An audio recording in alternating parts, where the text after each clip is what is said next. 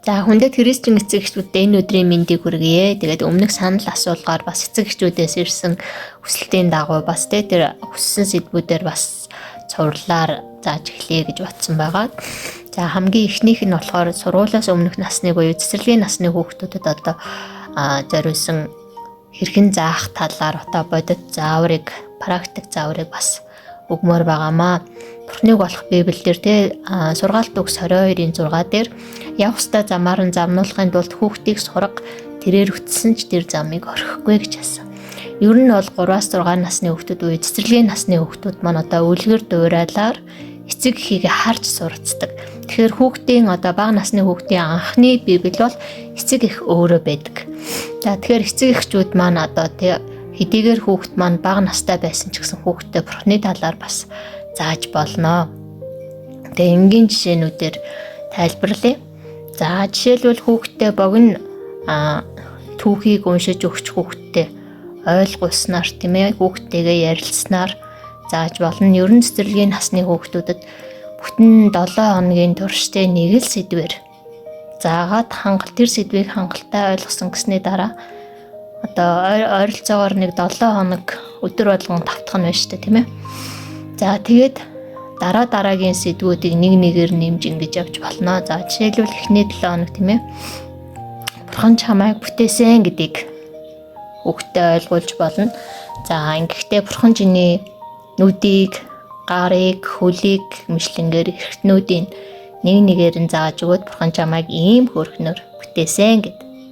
За тэгээд хүүхдээр бурхан чиний юу бүтээсэн бэ гэд өөрийнх нь эрхтнүүдийг бас нэрлүүлж болно.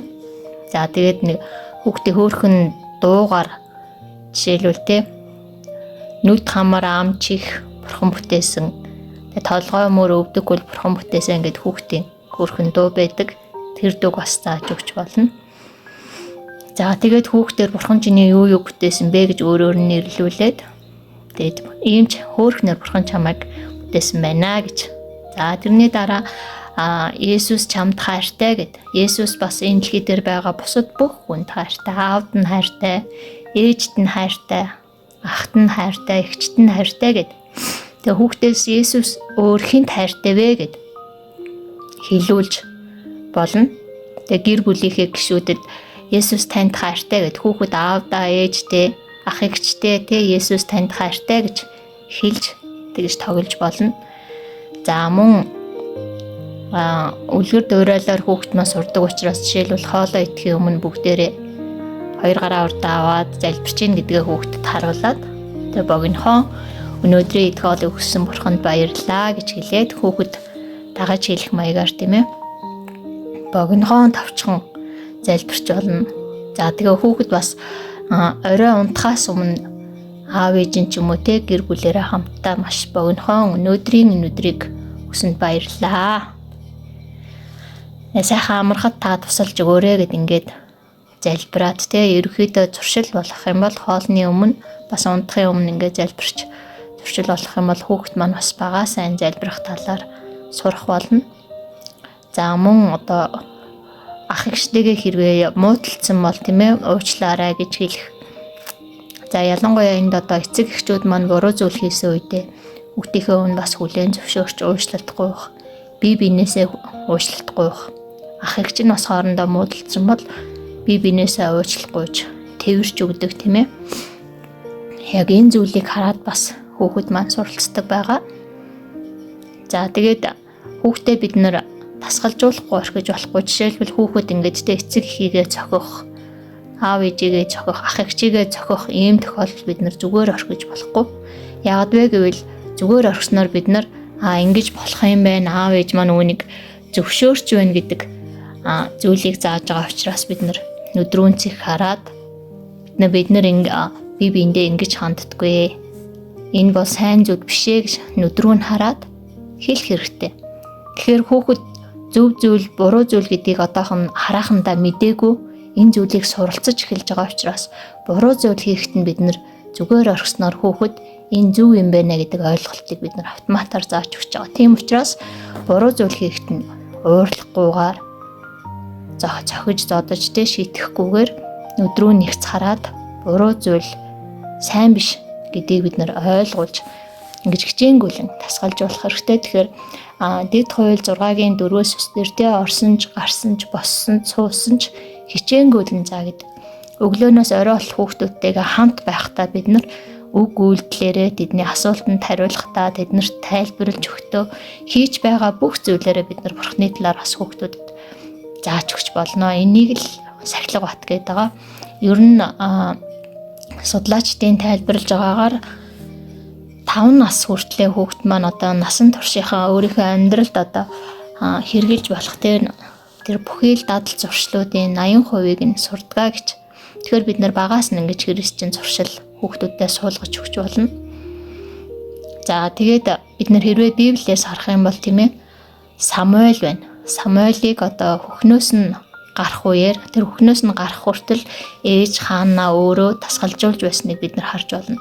Мөн Мосег тийм ээ хөхнөөс гарах хүртэл Мосегийн ээж нь өөрөө Египтийн хааны фараоны ордонд аваач чөхөөс өмнө бас өөрөө тасгалжуулж тэ түүнийг чи Израиль хүн шүү гэдгийг зүрх сэтгэл дотор нь гүн гүнзгий суулгасан.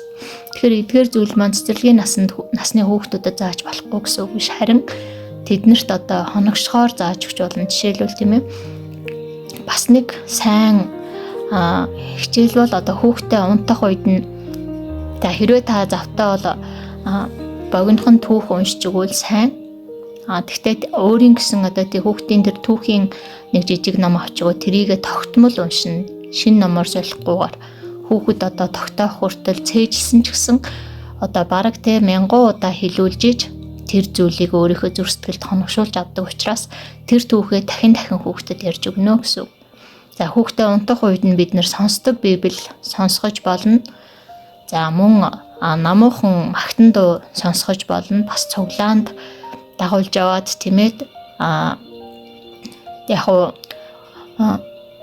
хүүхдүүдэд авч явахад цуглаанд бас өмнөдөө хэцүү ч гэсэн бага насны ер нь 3 хүртэлх насны хүүхдийг бол эцэг эхтэйгээ хамт байдаг учраас бид нар яг гэх юм бол тэр үед нь хүүхдүүдэд ингэж тэ байнга тэдний өвөр дээр авч суугаад тэ хүүхдийн цуглаандаа том цуглаандаа өвөр дээр авч суугаад ингээ Бурхны үгийг сонсох нь чухал. Тэгээ тэд нар оюуханаараа ойлгохгүй байж олон, харин цэцэрлэгийн насны хүүхдүүд бол сүнсээрээ ойлгодог байгаа. Тийм учраас сүнсээрээ ойлгоно гэдэг нь яг юу хэлж байгаа гэх юм бол одоо өсөж томроод өөрөө ингэж ойлгох насанд хүрэхээр хүүхэд одоо автоматар өөрийн ирэхгүйгээр тийм ээ тэр бурханлаг сонголт, Бурхны үгийн дагуух сонголтыг хийнэ гэсэн. За энийг бид нар Мосегийн амьдралаас бас Самуэлийн амьдралаас харж болно. Тэгэхээр багаас нь Бурхны үгийг ойлгосон ч ойлгоогүй ч тэр хүүхдэд сонсгож тэр хүүхдийн төлөө залбирч байх нь тэр хүүхэд үнийг сүнсээрээ хүлээж авах ийм боломж байд юм а. Тийм болохоор хүүхдээ унтах үед нь тий одоо хүүхдтэйгээ хамт байх үедээ байнга одоо сонсдог Библи байлгаж сонсдог Библи одоо сонсгож тий эсвэл байнга магтан дуу тавьж бас зургатаар ч гэсэн христчин хүүхэлдэйн кинонууд үзүүлээд тий ингэснээр одоо энэ хүүхд маань ингээд сүмсээрээ сонгож ирээдүйд том болох үед нь түүний одоо чуулгантай ойр дотн байх, Бурхны үгтэй ойр дотн байх, магтаалтай ойр дотн байх бие махбодтой тэдний сүнс нь үнийг ижил тасал болоод ингээд хүлээгээд авчдаг гэсэн үг. Тэгэхээр энэ сургуулиас өмнөх насны энэ хүмүүжил бол маш чухал байгаа. Тэр байтугай хүүхд маань ихийн хэвлээд байх үед нь хүүхдийнхээ төлөө залбирч хүүхдтэйгээ хамт ярилцаж тий ингэж багаас нь энэ зүйлийг дадал зуршил болгосноор хүүхэд бас ирээдүйд тий бурханлаг сонголтыг хийх, Бурхны замыг илүү хурдан сонгож хүлээж авах ийм боломжтой байт юм аа. За тэгээд бүгдээрээ бас хамтдаа залбирая. Тэгэхээр та бүхэн маань яг өөрсдийнхөө хязгаарт битгий ингэж хязгаарлагдаарай. Тэгээ хамгийн гол нь хүүхэд бол Бурханаас ирсэн биелэг.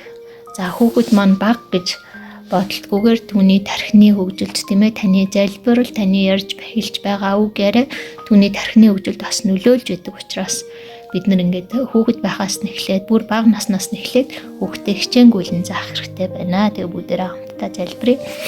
Эзэн минь ээ тань даатгах чинь тэгээ таны бидэнд даатгсан хүүхдүүдийг бас таны замаар сургаж хүмүүжүүлэх тэрл мэргүү ханыг та зөвшөөрч өгөөрэй Есүс. Таны нэрээр даатган залбирлаа. За та бүхэндээ баярлалаа.